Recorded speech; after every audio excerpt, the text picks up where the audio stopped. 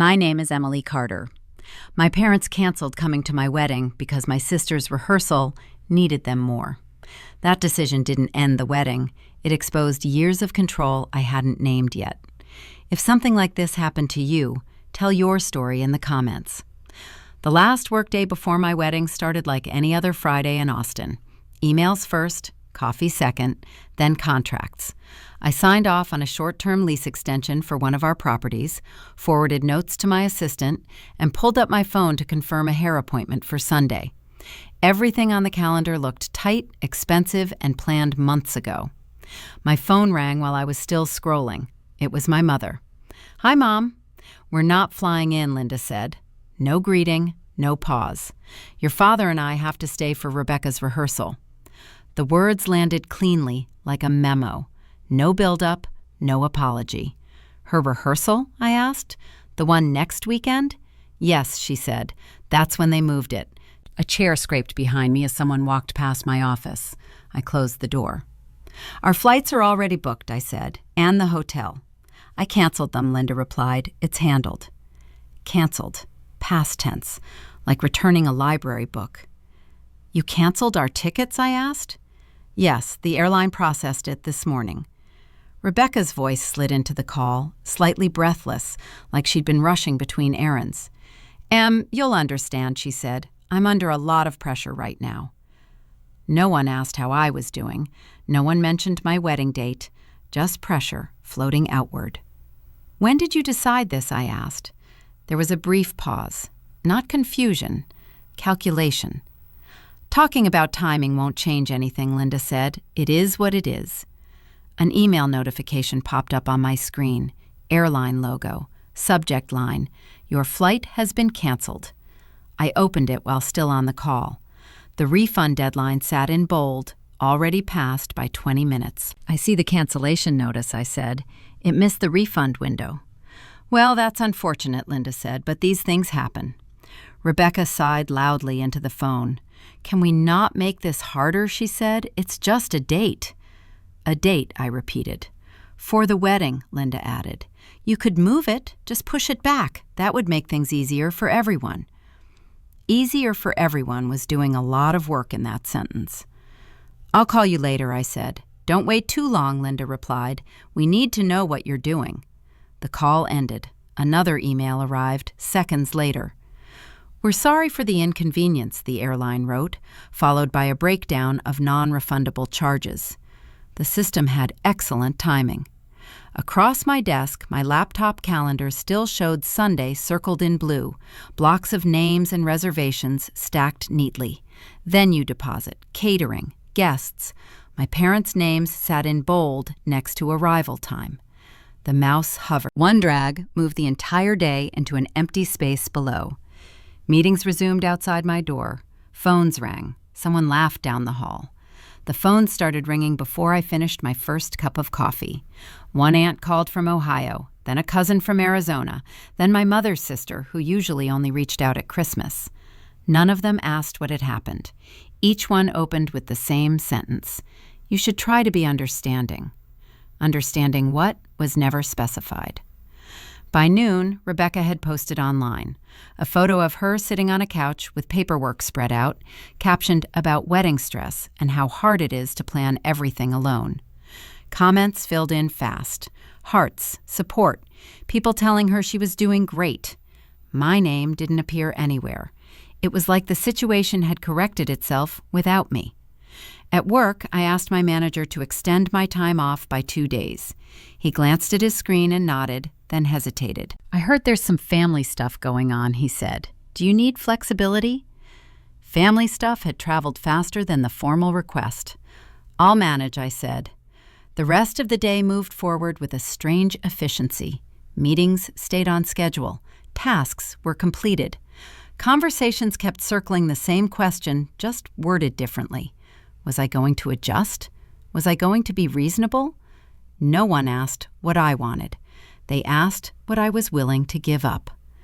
Lunch was with Marcus Reed. We met at a small place near the office. Nothing fancy, the kind of spot where no one expected you to linger. He listened without interrupting while I laid out the facts. Flights canceled. hotel gone, a suggestion to move the date. No commentary, no reactions. When I stopped, he wiped his hands and asked one question. Has this happened before? Not dramatically, not accusatory, just a question that landed flat on the table. The answer didn't need explaining. Marcus pulled out his phone. Forward me the airline email. The confirmation was still open. I sent it. He scanned the details, scrolling slowly. This wasn't the airline, he said. The cancellation came from your mom's account access. What do you mean? He turned the screen so I could see the header. Account holder, authorized user, name listed in full. They didn't initiate this, he said. She did. That was the first time someone said it out loud without softening it. The pressure increased that afternoon. Linda sent an email with a subject line that looked like it belonged in accounting. Wedding expenses, itemized. Deposits marked paid. Notes in parentheses explaining what had been fronted for convenience. At the bottom, a line in bold. Non-refundable family coordination. I stared at it longer than the rest. A follow-up came 10 minutes later. If you move the date, we can avoid wasting money. There was no mention of permission, no question marks, just outcomes, framed as savings. Phone calls resumed. A cousin asked if I was really going to make this difficult. A family friend suggested compromise was part of adulthood. Each conversation ended the same way, with advice offered as concern. Rebecca texted once, "Please don't do this right now." No explanation of what this was. At the office, I kept my door open. It didn't stop people from speaking in lowered voices outside. Someone dropped off a folder and avoided eye contact. Another coworker offered to cover a meeting in case things got complicated. The story had settled into place without me being present for its writing. By early evening, an email arrived that didn't pretend to be casual. It was a document attachment, properly formatted, with Linda copied herself. Confirmation needed within 72 hours. The request was simple. Agree to move the wedding date. Sign off so changes could be processed. A digital signature box waited at the bottom. The document from Linda stayed open on my screen while everything else moved to the background. 72 hours sat in the corner like a blinking clock. Instead of replying, I opened every folder connected to the wedding and started checking access settings. Passwords came first, then shared permissions, calendar invites, vendor portals. The pattern showed up faster than expected. Months earlier, during planning, I had added Linda to my email temporarily. She'd asked for it so she could help coordinate flights and hotels. It was easier than forwarding every message. The box had never been unchecked. Scrolling through the security log made my stomach tighten. Her name appeared again and again. Login times early in the morning, late at night. Days I'd been in meetings. Days I'd been traveling. Nothing illegal, just present. The rehearsal schedule pulled up next.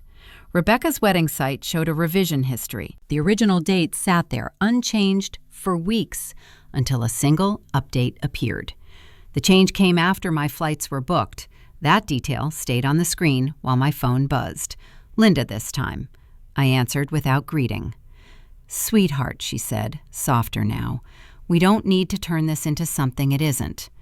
"What is it?" I asked. "A misunderstanding," she replied, "that we can fix if you're willing to work with us." Her voice carried patience, like she was talking to someone younger than me. "If you don't move the date," she continued, "your father and I won't be able to help financially anymore." Help wasn't defined. It didn't need to be. "This isn't about money," I said. "It always is," she answered, whether people admit it or not. The call ended with no argument, just a condition placed on the table. Rebecca answered on the second ring when I called her. "I know what Mom said," she said before I could speak. "Did you know about the schedule change?" I asked. "Yes." "When?" "After," she said. I didn't ask questions. "So you knew my flights were booked?" "I didn't have time to think about you," Rebecca said. "I'm trying to get through my own wedding." The honesty landed harder than denial would have. "Did you ask them to cancel my tickets?" I asked. She didn't answer right away. "I didn't stop them," she said finally.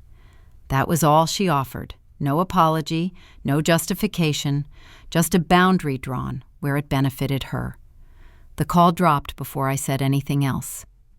The airline's customer service line had a long wait. The recorded message thanked me for my patience 3 times before a person picked up. "Thank you for calling," the representative said. "How can I help today?" "I need the change history on a reservation," I said. "Specifically, who requested the cancellation?" She asked for the confirmation number. It was still open on my screen. A pause followed while she checked. "Was the person who canceled the flight also the passenger?" she asked. "No," I said. Another pause. Keyboard clicks. "There is an authorized user listed on the account," she said. "The request came through them." "Can you tell me who that was?" "Yes," she replied, then read Linda's full name, spelling it carefully. "Is that normal?" I asked. "It's allowed if permission is on file," she said. In this case, it was. Allowed. Not mistaken. Not accidental. "Can I remove that authorization?" I asked. "That would require submitting a request," she said. "I can start that process." "Please do." The confirmation email arrived before we hung up. Authorization removal pending. Processing time listed in hours, not minutes. I sat back and closed the airline tab. The wedding folders remained open. Access settings blinked as changes saved one by one. Another email came in while I worked through them. From Linda again. "Have you decided yet?" No greeting, just the question. The system refreshed once more. A notification from the airline appeared at the top of the screen, confirming the authorized user had been flagged, the request logged, and the account noted for review. The cursor hovered over Linda's email, still unanswered, as the security log updated in real time. Message came through a family group thread I hadn't checked in months. Cousins, aunts, second cousins I barely knew. Linda had written it like an announcement. "Emily has decided to move her wedding date so we can support Rebecca's rehearsal. New details below." Attached was a schedule I hadn't seen before. A new date, a new timeline. My name typed neatly at the top. My phone started vibrating before I finished reading. Friends first. "I thought your wedding was this weekend. Why didn't you tell me you moved it?" One message followed another, each one assuming the decision had been mine. The explanation was already circulating, and I wasn't part of it.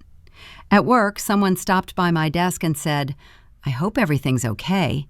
Changing a wedding last minute can't be easy." I nodded and thanked them. Correcting the story felt pointless while it was still being written without me. An hour later, a notification from my bank appeared. Then another. Transfers pending. Amounts I recognized, pulled from the account I'd used for wedding expenses. The memo lines were short. Reallocation. Reimbursement. I called the number immediately. "That money was already spent," I said. Linda sounded calm. "We moved it so nothing would get wasted." "You moved it where?" "Back to us," she replied, "since the plans changed." "They didn't," I said. "They did from our end." Invoices followed. Venue, catering, rentals, each one marked unpaid. The balance now sat with my name next to it. The amounts hadn't changed. The responsibility had. Rebecca posted again that afternoon, this time without filters. "Some people forget that weddings are about family, not control." The comments agreed. Responsibility, maturity, compromise. Messages from extended relatives kept coming. Some asked for updates. Others offered advice without waiting for a reply. A few suggested I should apologize to keep the peace. Each one added another layer to a version of events I hadn't agreed to, but was expected to accept. My phone rang. Marcus. "They sent it out," I said. "I saw," he replied. "That wasn't an accident." "They moved money." "That's worse." We met after work, sitting across from each other without ordering anything. I showed him the bank notices, the invoices, the group message. Marcus scanned everything once, then leaned back. "This isn't about a wedding anymore," he said. No advice followed, no plan offered, just the statement. Back at my desk, I opened the airline account again. The authorization removal request had processed. Under linked permissions, Linda's name was still there, now marked inactive. Clicking into the details showed the scope: travel, lodging, vendor coordination. The access hadn't been limited to flights.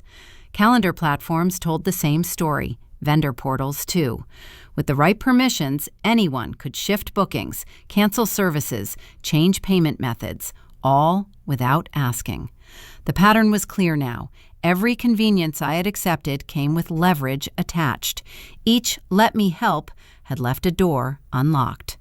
Seeing it laid out in settings menus and permission logs stripped it of emotion. It was administrative, repeatable, effective.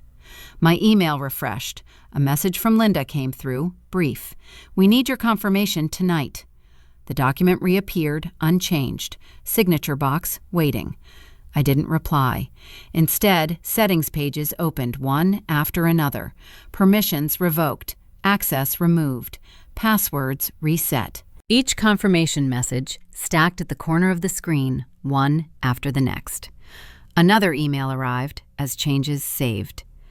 "Why can't I log in?" I closed it without responding. Search results filled the browser next. Asset authorization, financial power of attorney, shared account liability, law firms in Austin with emergency consultations. A receptionist answered the first call and asked what kind of issue I was dealing with. "My parent is using authorized access to move money and change contracts without my consent," I said. There was a pause. "I can schedule you for tomorrow morning," she replied. A final text from Rebecca came through while the search results loaded. "You didn't have to escalate this." No mention of the announcement. No mention of the money. The law office was smaller than I expected. 2 chairs, a desk, a screen angled slightly away from me.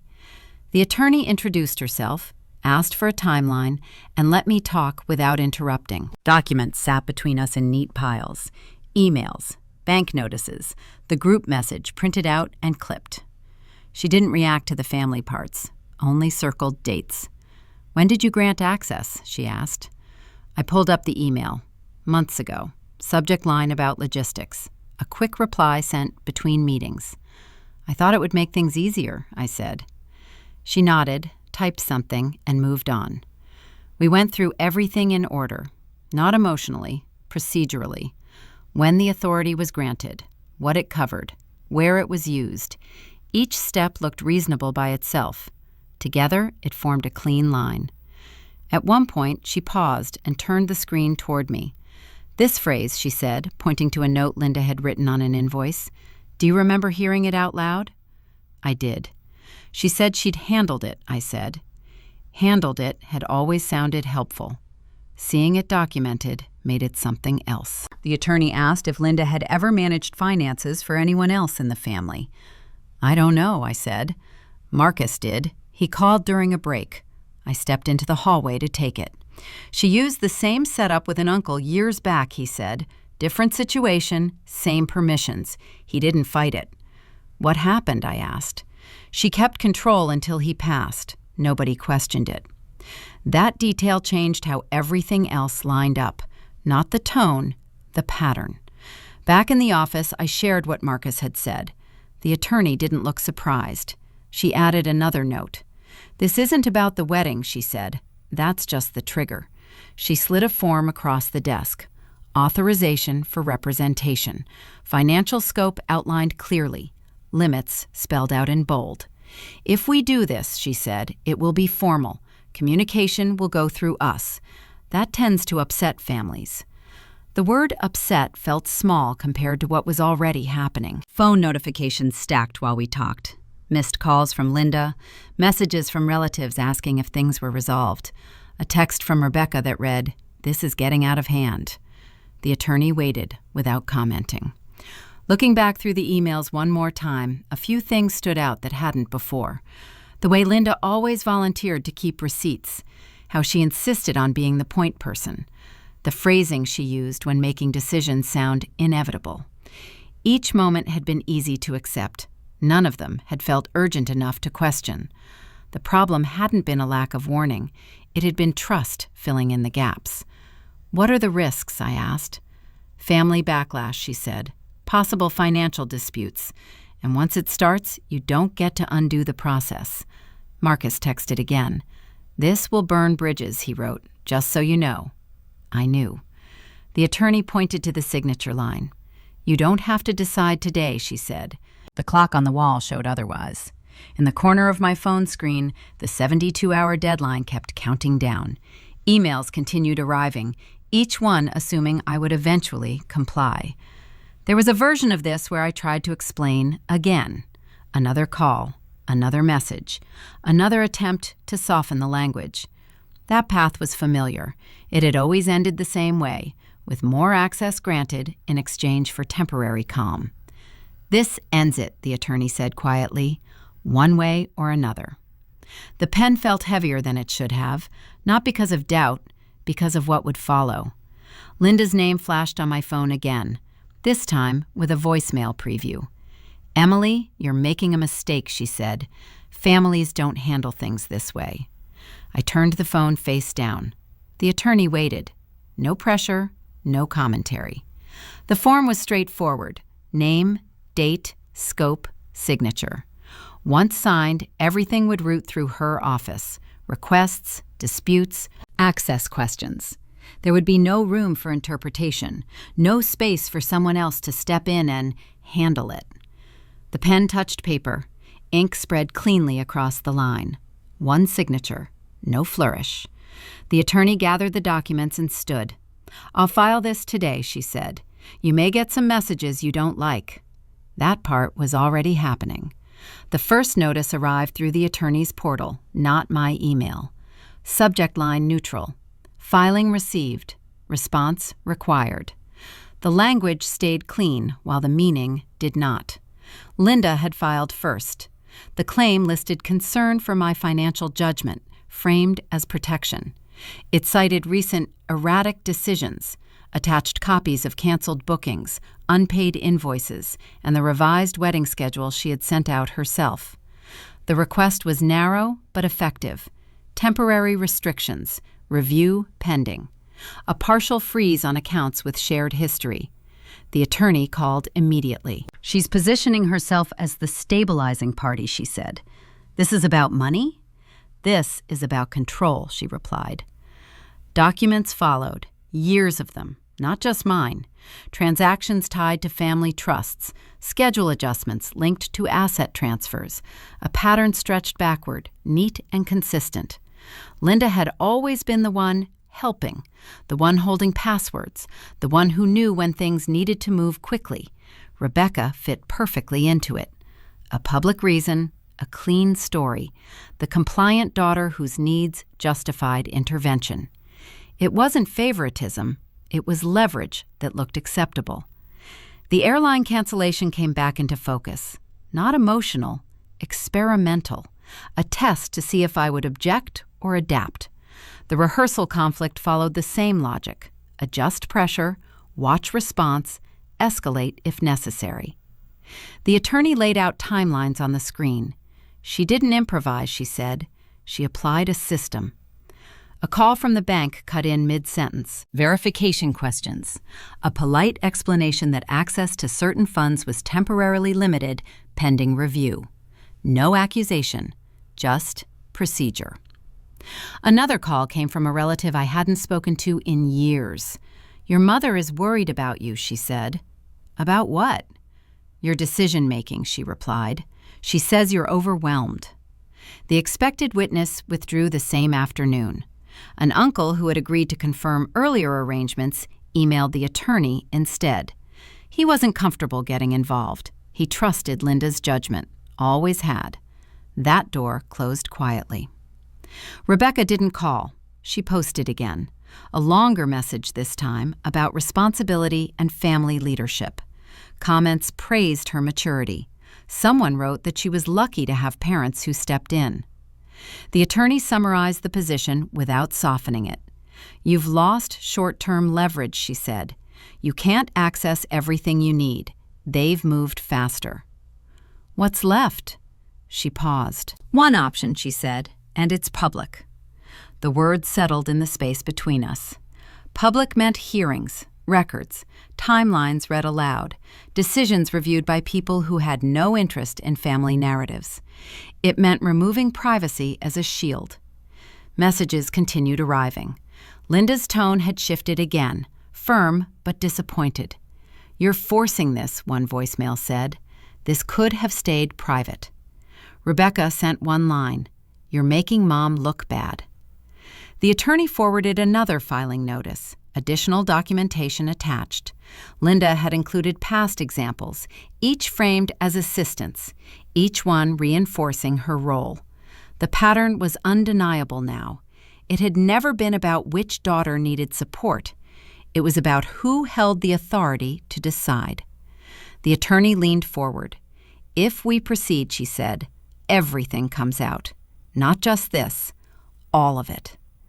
Silence followed. Not the heavy kind, the logistical kind that comes before action. The portal refreshed. Deadlines updated, response windows shortened. Outside the office, traffic moved normally. Phones rang.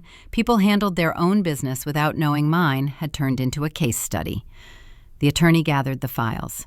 "Think about it," she said, "but not too long." The door closed behind me as another notification arrived. Filing accepted, review scheduled. My name listed opposite Linda's in a system that didn't recognize relationships. Back at the desk, the attorney typed steadily. "From here," she said without looking up, "there's only one way forward, and everyone will be watching." The hearing room wasn't large. A few rows of chairs, a raised desk for the judge, tables facing each other. No one there cared about weddings. That helped. My attorney spoke first. Not about feelings, not about intent. She started with access logs. "These are the dates and times," she said, handing over a packet. "Authorized user activity." Linda sat straight, hands folded. Rebecca beside her, posture tight. When my attorney finished, Linda's lawyer stood. "My client acted in the best interest of her family," he said. "There was no misuse, only assistance." Linda nodded at the right moments. The judge looked down at the documents. "Ms. Carter," he said to Linda, "you're saying these actions were taken with consent?" "Yes," Linda replied. "Emily was overwhelmed. I stepped in." The second packet went across the table. Expanded authorization forms. Not just travel. Financial coordination. Vendor changes. Payment rerouting. These permissions, my attorney said, allowed Ms. Carter to act independently, without notification. Linda's lawyer shook his head. "Standard family help," he said, "nothing improper." The judge didn't respond. He flipped pages. The third packet landed heavier. Bank records. Transfers marked with Linda's name. Timing aligned with the revised wedding schedule. Emails forwarded between accounts. Linda directing changes, confirming decisions made on Emily's behalf.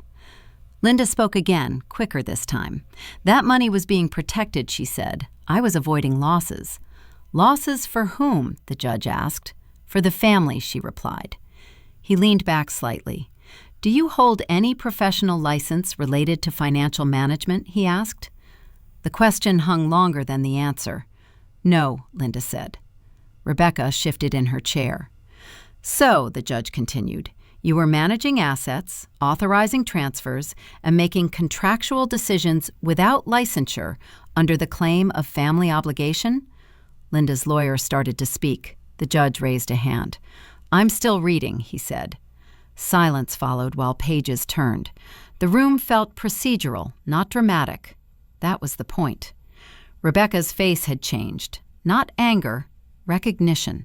The kind that comes when a story stops working in front of people who weren't part of its writing. My attorney added one final document, an internal email Linda had sent to a vendor, instructing them to proceed with changes regardless of Emily's availability. Time-stamped before the family announcement. Linda didn't deny it. "I knew she'd resist," she said. This was faster. The judge set the papers down. "I've seen enough for today," he said. He outlined the decision slowly. Temporary, but immediate. All authorizations revoked. Accounts unfrozen under court oversight. Linda barred from acting on my behalf in any capacity related to finances or contracts. Rebecca let out a breath she hadn't meant to. Linda stayed still. The gavel didn't slam. The clerk recorded the order. Systems updated in real time. As people stood, my phone buzzed. A bank notification confirmed access restored. Another followed, noting changes to authorized users. Outside the room, Linda turned toward me. "You didn't have to do this," she said. "This was already happening," I replied. Rebecca didn't say anything. She stared at the floor. The hallway emptied quickly. No one lingered. There was nothing left to debate. My attorney walked beside me toward the exit. "This holds for now," she said. "They can't interfere." "How long?" "Long enough." Behind us, Linda spoke again, voice low. "You'll regret making it public." The doors opened. People passed without looking.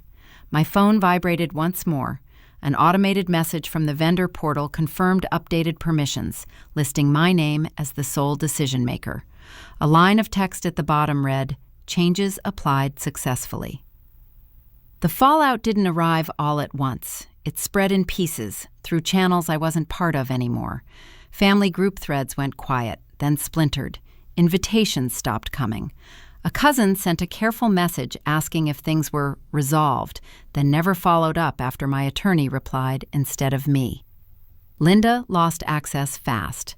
Banks sent formal notices. Vendors updated contacts. Relatives who'd relied on her to coordinate money or schedules had to manage on their own. Complaints surfaced in side conversations, then hardened into distance. The person who had always handled things no longer could, and the gap showed. Rebecca didn't call for help. She didn't need to. Her wedding went forward, just without the machinery behind it. No one stepped in to smooth problems or pay late fees. She learned quickly which things required signatures and which required patience. Messages asking for advice stopped after my attorney replied once, politely, with a boundary attached. Communication from Linda came only through legal channels, short, formal, requests framed as updates.